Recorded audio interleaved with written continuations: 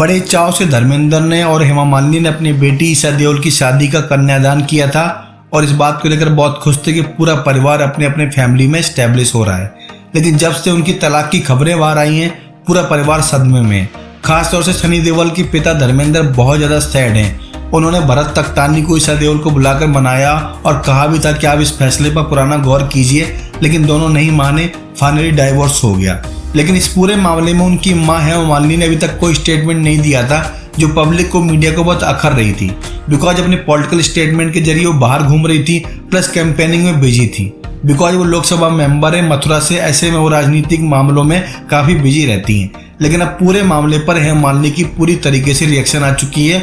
उनकी रिएक्शन काफ़ी चौंकाने वाली है और सोशल मीडिया पर लोग कयास लगा रहे हैं कि मे भी इसी रिएक्शन की वजह से उनका परिवार एक साथ नहीं बैठा और उनकी बेटी का तलाक हो गया। एक्चुअली हेमा मालिनी ने कहा है कि उनके अपनी बेटी के तलाक का बहुत दुख है, लेकिन इस बात को लेकर उनको कोई अफसोस भी नहीं, बिकॉज दोनों एडल्ट हैं, मैच्योर हैं और डिसीजन खुद ले सकते हैं। प्लस उन्होंने ये भी कहा कि उनकी बेटी राजनीति में जाना चाहती है। उन्होंने कहा कि राजनीति में उनका पूरा परिवार है।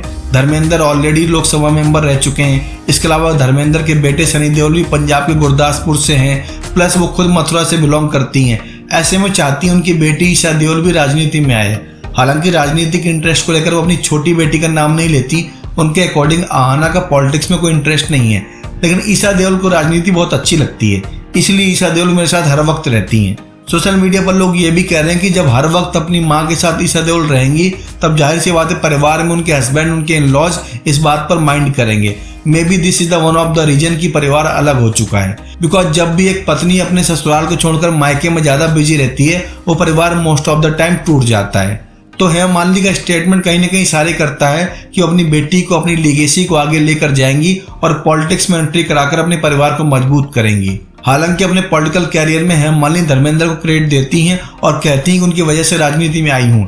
जब भी मैं मथुरा में होती हूँ, मेरी बेटी मेरे साथ होती है और धर्मेंद्र मुंबई में मेरा घर संभालते हैं। यानी अपनी बेटी को हर जगह ले जाने की वजह से उनके परिवार में काफ़ी दरारें आई, ये बात तो साबित हो जाती है। प्लस जब लास्ट टाइम बर्थडे सेलिब्रेशन हो रहा था हेमा मालिनी की बेटी का, तब हेमा मालिनी मौजूद थी, बॉलीवुड के बड़े बड़े लोग मौजूद थे, लेकिन भरत तख्तानी नहीं आए थे जो कि उनके दामाद हैं। तभी से लोगों को सुगबुगाहट हो रही थी कि मामले में कुछ गड़बड़ है, और ये गड़बड़ इतनी बड़ी निकली किसी को अंदाजा नहीं था।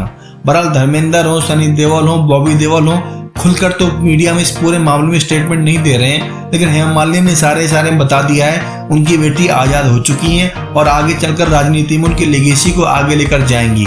देओल परिवार में पहली बार तलाक हुआ है और ये तलाक हेमा मालिनी के परिवार में हुआ है। यानी धर्मेंद्र के दो परिवारों में सगा सौतेला वॉर तो चलता रहता है, लेकिन सौतेली परिवार के जो जख्म है वो सगे परिवार को चुभ रहे होंगे, इसमें कोई डाउट नहीं है।